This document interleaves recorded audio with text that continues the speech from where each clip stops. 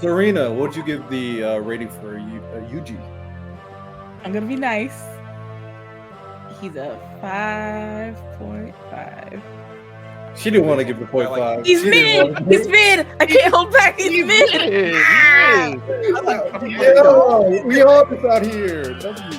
He shows up to work and he does his job, and that's Yeah, it. that's the thing. He does he's a good kid, but he's not super engaging. Like I don't feel a lot for him, and I love Gojo more.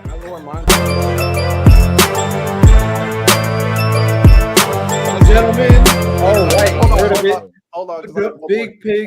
Big pause. We are hour 13 minutes in. Now we got to speed run the rest of the stuff. Let's go. Lot to talk about. I knew the plot was going to get heavy. So, all right. Let's go through these a little bit more quick so we can get the full rating of JJK. Yeah, Serena just smiling like, hey, man, what's going on? Yeah, my camera. All right, let's talk about the characters. Let's start off with Yuji, the protagonist of the story. Thoughts? Let's go through it. Ty, you can start it out. I have him at like a 7.5. We should get our ratings right to speed running, so 7.5. Yeah. You can give a quick explanation if you want. I just want to speak in speed run. It's fine. Okay. All right, Lonnie. Yuji as a character, as like a main C. I mean, Yuta should be the real MC, but you know, God, I'll give him an 8.5 because I actually really like Yuji as a character. He is still one of my favorite protagonists, even though he's not the real protagonist. But, you know. Hey, don't look at me like that. You just trying to beef with Ty at any chance you get, bro. I'm not beef with Ty. Gege literally said like last month that like they still would have preferred a no matter, story. bro. He's the MC. Get over it. He's the MC. Hey, I'm just listening to what Gege said.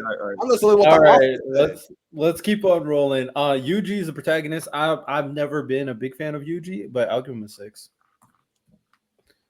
Miles? He's 5. Boring. Yeah, I feel that. I was almost going to 5 miles. I'm not gonna lie. He's getting mad at me, but I give it a higher rating than all these motherfuckers. You see that? Why does You see that the matter? anger? I Why haven't even said my rating yet, bro. Wait. Who got mad at who? I Saying that you got mad at him, but we give lower ratings. I didn't even say. I didn't say nothing. It's up here, bro. I'm gonna change mine to a 5. I'm trying to think of things that I really like about Yuji, and there's really not. I'm sorry. Lonnie, you be fighting demons in your head. You said it. I didn't respond. Like you're fighting the people in your head, Lonnie. Like this is crazy. Serena, what'd you give the rating for Yuji? I'm gonna be nice. He's a 5.5. She didn't want to give the 0.5. He's mid. He's mid. I can't hold back. He's mid. We all this out here. W. He shows up to work and he does his job, and that's it. That's the thing. He does he's a good kid, but he's not super engaging. Like I don't feel a lot for him, and I love Gojo more. Can I lower mine to like a 7 then? If everyone's gonna give him such a low. Random. I'm standing on my rating. Yeah, Random. to like a 7. So I like you. I understand it's a little bit boring. I'm gonna give him a 7. All right, because he's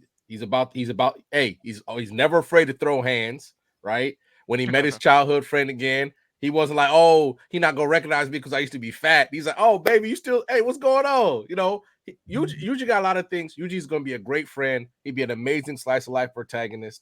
I know he's a little bit boring, but I'm sorry. Almost anybody in anime is gonna be boring when you stand next to Gojo. So I'm sorry he don't got the drip like that, but Gojo's just different. Okay, but Yuji's a cool cat. He's a cool cat. He's just chilling. Leave Yuji out of this just because he's not exciting enough for some people. Because I don't know what you want, the parent problems, the village hating on him. My bully hate. Nah, you just chilling, bro. Hey, what's going on? I don't got none of those issues. Facts. But don't ask a question you don't want the answer to, though. Nah, we just chilling, bro. You just chilling. He's a cool cat. I got no problem with that. He's all right. All right, let's go to the main antagonist, Sukuna himself. The series is literally about this dude. What rating will we give him? I'll go first. I give him a 7. I like him, but I think the lack of the backstory is what really harms it for me. You can only go but so far off aura and presence. I'm sorry. 7, maybe an 8 on a good day after I've read something or watched something. I'm basically like Miles. I'll give him an 8 because I still think if we're talking about the best new gen, whatever that time period is of antagonists, he's definitely in the conversation. He might arguably be the best. Sure, I wish when he's that conversation he has with Mahito, where Miles, me and you agree, it's a great conversation. I just wanted something to get me to that conversation. That's my only problem with it. Got his ass whooped, but I got you. Yeah. But other than that, like I really like that. The fact that even at the end, he's like, man, don't fucking look down on me, man. I'm a curse.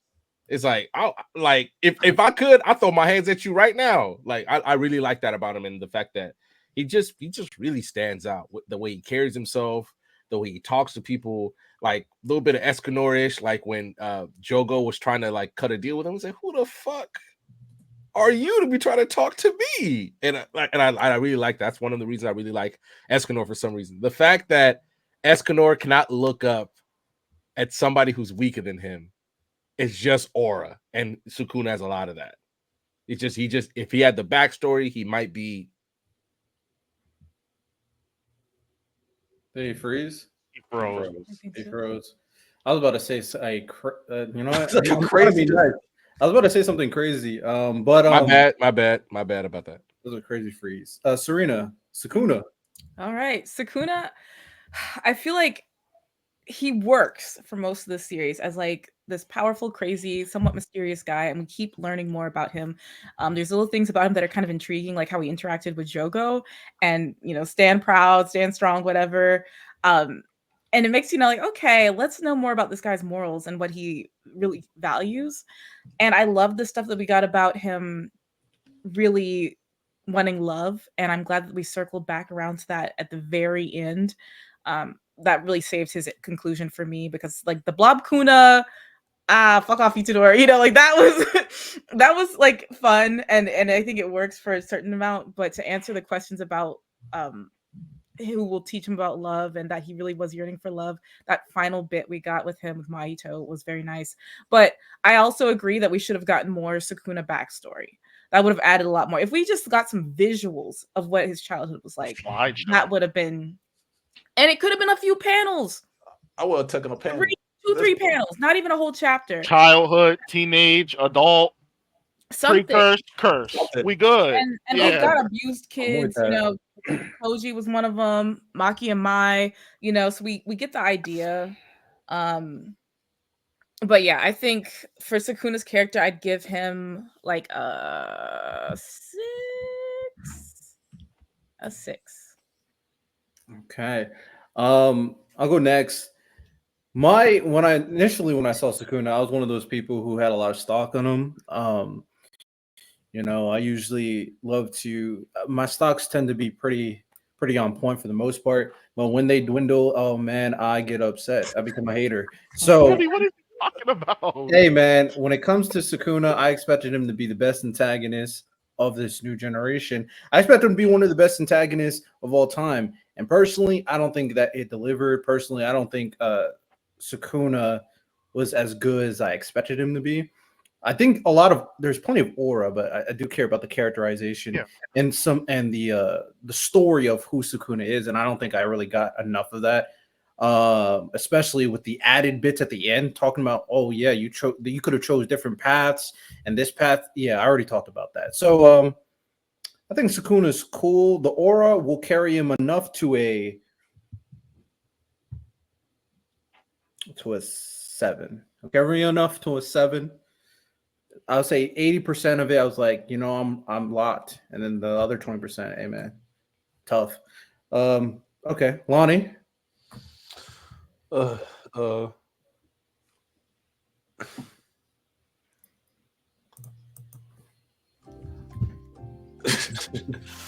off. No, Sukuna he's definitely one of my favorite antagonists of the new gen. Like you, I thought once we actually got some backstory and stuff like that, he was going to be an all-time great. I even have a Sukuna tattoo, but we didn't get any of that.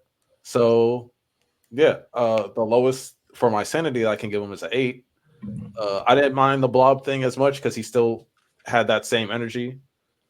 He was kind of like an 8.5 at that point, but then the last chapter kind of dropped him back down to like an 8. So yeah, I don't want to talk about Sukuna right now. Fuck hell. Man, you gotta be able to talk about Sukuna. You're gonna talk about him every time someone sees that tattoo. Hey, how you feel about Sukuna? Go ahead and cook, Liddell. Hey, Go ahead and cook, bro. The thing is, like, at a place where, like, unless I'm like at the beach or I'm being like a man whore, you're not really gonna see it. So What the fuck that mean? it's like on my side. It's like on my lower side right here. oh, I thought you loved Sukuna so much. You feel me? All right, Ty. Wow. The stuff that goes to Riddell's mind, y'all. Nah, Riddell. I respect the call out. Because he was wild in the Discord earlier too. I didn't say anything. Because when Toss like, oh, I'm getting that tattoo, and he said, "Oh, you should get it on your cheeks." I'm like, "What? What the fuck? Yo, someone said they want to get like a full Yuha quote as a tattoo. And I was like, He said, "Yeah, on your cheeks." Riddell, you're weird. Hey, man. And then I changed it up. I changed it up. And I was like, you know what? Just have the whole quote all over your face. I thought that would work well. Hey, man. Every now and then, Riddell just sneak one on you, bro. Because if you do it too much, man, they will just catch you slipping, bro. You got to be careful at all times with him. Hey, man. I don't know what you're talking about. Ty, what's your rating for Sukuna? I give him like an 8. I actually think Sukuna is. I think I rate him so high because his interactions are always interesting. I think he's characterized really well, because his interactions inform us a lot about who he is and what he does. Like, I think that a good way to see this is let's say for this conversation, Sukuna before his ideal was destroyed. Let's say he saved somebody without not like a Mega. Obviously, care about Mega. Let's say he saved someone that he didn't care about. We would be like, that's off because it wouldn't be consistent with all the characters that he got up to that point, which I think is it's a good sign that he's characterized well, that we can say that this action doesn't fit him because what we've seen from him has been consistent line of characterization. So I think he's actually really strong characterization. And I think that even at the shift at the end, to me, makes sense if his whole idea is built on strength. Like his introduction was like a hierarchy not based on strength is pointless. Like that should sound whack. So now ideal is broken. It does make sense that he's open to new ideas. So I would say he's like a solid 8. Like he's not my favorite antagonist of all time, but I think he's really damn good. Now I have a genuine question for Ty. I'm not being nasty because this is Okay. something I was thinking about. Because when I rewatched the last episode and we were talking about like how his ideals changed when he lost and things like that. When Urame said, "Hey, you guys didn't fight the true Sukuna or whatever because he was reincarnated, so he wasn't as strong." Do you think? How do I put this? Because he never fought them at his true fullest strength, does it still make sense that because he lost, even though he wasn't at his full strength, that his ideals would change? I think he was at full strength.